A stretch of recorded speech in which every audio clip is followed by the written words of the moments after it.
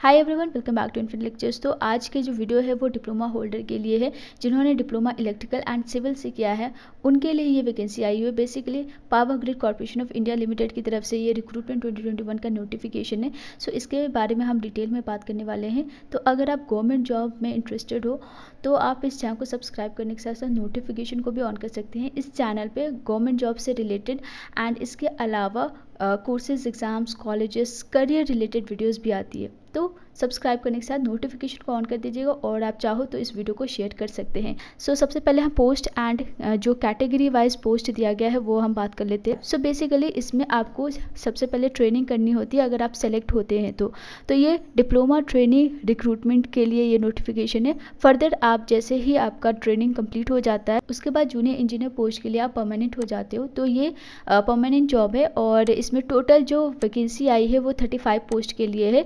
Diploma training electrical के लिए 30 post है एंड डिप्लोमा ट्रेनिंग सिविल के लिए 5 है। ठीक है, तो इतनी ही वैकेंसी है एंड ये आप कैटेगरी वाइज यहाँ पे चेक कर सकते हैं।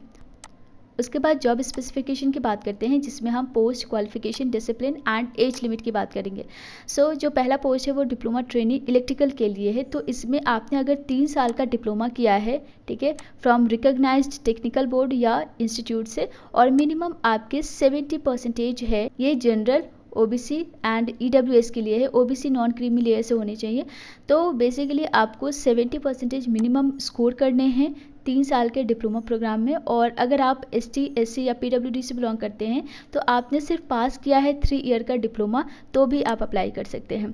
एंड डिसिप्लिन की बात करें तो डिप्लोमा ट्रेनिंग इलेक्ट्रिकल के लिए आपका जो डिसिप्लिन हो सकता है वो इलेक्ट्रिकल हो सकता है। तो डिप्लोमा आपने इलेक्ट्रिकल पावर से किया है या इलेक्ट्रिकल एंड इलेक्ट्रॉनिक्स से किया है, पावर सिस्टम इंजीनियरिंग किया है या पावर इंजीनियरिंग इलेक्ट्रिकल से किया है तो भी आप अप्लाई कर सकते हैं। तो ये डिसिप्लिन दिया गया है। एज लिमिट की बात करते हैं तो मैक्सिमम जो आपकी एज लिमिट है वो 27 ईयर्स है फॉर जनरल एंड ईडब्ल्यूएस, और ओबीसी नॉन क्रीमी लेयर के लिए 30 ईयर्स मैक्सिमम एज लिमिट है एंड एसटी, एससी के लिए जो मैक्सिमम एज लिमिट है वो 32 ईयर्स है। नेक्स्ट डिप्लोमा ट्रेनिंग सिविल की बात करें तो अगेन आपको 3 ईयर्स का डिप्लोमा करना है एंड उसमें आपके मिनिमम 70% होने चाहिए।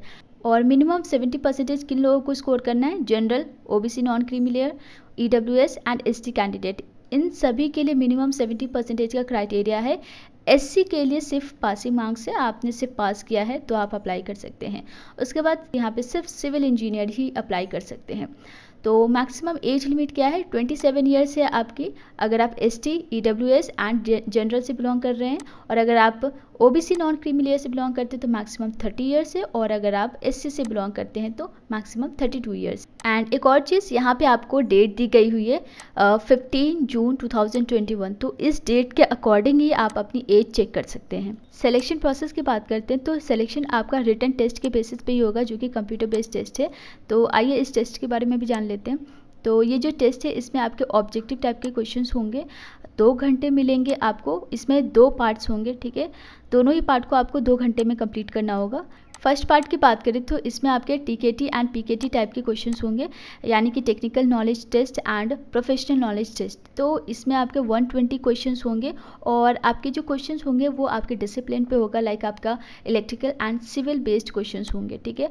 नेक्स्ट पार्ट 2 की बात करें तो इसमें आपका एप्टीट्यूड टेस्ट होगा जिसमें 50 क्वेश्चंस होंगे, और ये जो क्वेश्चंस होंगे वो vocabulary, verbal comprehension, quantitative aptitude, reasoning ability, data sufficiency and interpretation, उसके बाद न्यूमेरिकल एबिलिटी एक्सेट्रा। इन पे बेस्ड आपके ये 50 क्वेश्चंस होंगे।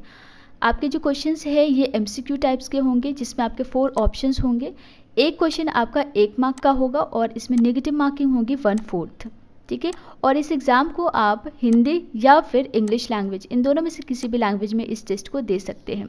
नेक्स्ट अगर हम क्वालिफाइंग क्राइटेरिया की बात करें, यानी कि इस टेस्ट को अगर आप देते हैं तो मिनिमम कितना परसेंटेज आपको स्कोर करना होता है। तो अनरिजर्व्ड एंड ईडब्ल्यूएस की जो वैकेंसी है उसके लिए मिनिमम आपको 40% स्कोर करना है, और इंडिविजुअली पार्ट 1 एंड पार्ट 2 की बात करें तो 30% एटलीस्ट आपके होने चाहिए दोनों ही पार्ट में सेपरेटली, ठीक है, अलग अलग। यानी कि पार्ट 1 में भी मिनिमम 30% होना चाहिए, पार्ट 2 में भी आपका मिनिमम 30% होना चाहिए। रिजर्व्ड की अगर हम बात करें तो मिनिमम 30% है, लेकिन सेपरेट अगर हम पार्ट 1 पार्ट 2 की बात करें तो 25% एटलीस्ट होना चाहिए।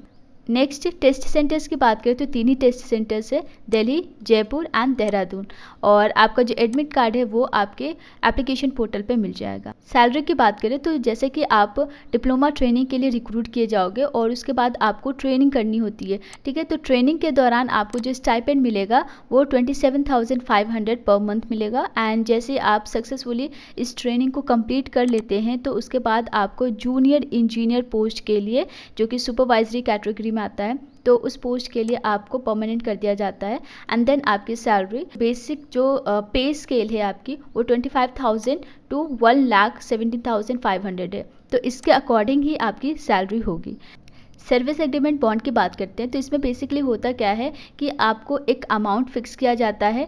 ये जैसे कि general, OBC, non creamy layer and EWS candidates के लिए 2,50,000 ये अमाउंट, ये सर्विस एग्रीमेंट बॉन्ड है। तो होता क्या है, आपको 1 साल के पहले ट्रेनिंग करनी होती है जैसे कि यहाँ पे फिक्स्ड है। एंड देन उसके बाद एटलीस्ट 3 साल के लिए आपको ऑर्गेनाइजेशन के लिए काम करना होता है।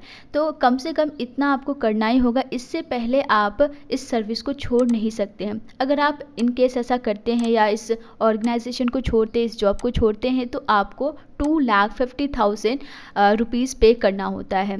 और ये सिर्फ जनरल, ओबीसी एंड ईडब्ल्यूएस के लिए, एसटी, एससी, पीडब्ल्यूडी के लिए 1,25,000 है। एप्लीकेशन फ़ी की बात करते हैं तो बेसिकली आपका जो एप्लीकेशन फ़ी है वो 300 रुपीज़ है।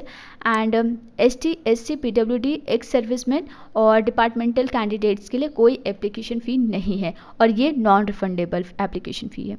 अप्लाई कैसे करना है तो मैं लिंक डिस्क्रिप्शन में दे दूंगी और यहाँ से भी आप इसे गो थ्रू कर सकते हैं।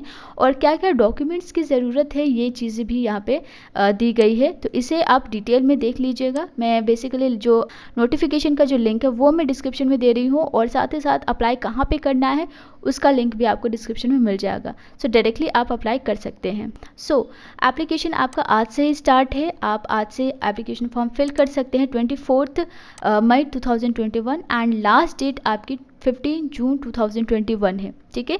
सो ये क्लोजिंग डेट है। और उसके बाद रिटन टेस्ट जो होगा आपका कंप्यूटर बेस्ड टेस्ट, उसके लिए फर्दर आपको नोटिफाई किया जाएगा सेपरेटली इसी वेबसाइट पे, इसका जो मेन ऑफिशियल साइट है, ठीक है। तो उसका भी लिंक मैं डिस्क्रिप्शन में दे रही हूँ। तो कोई डाउट है तो आप कमेंट बॉक्स में पूछ सकते हैं और इस वीडियो को ज़्यादा से ज़्यादा शेयर कीजिए जिन लोगों ने भी इलेक्ट्रिकल एंड सिविल से डिप्लोमा किया है।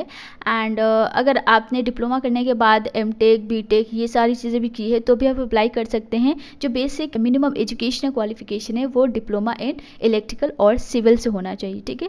सो आज के लिए बस इतना ही। Thank you so much and take care.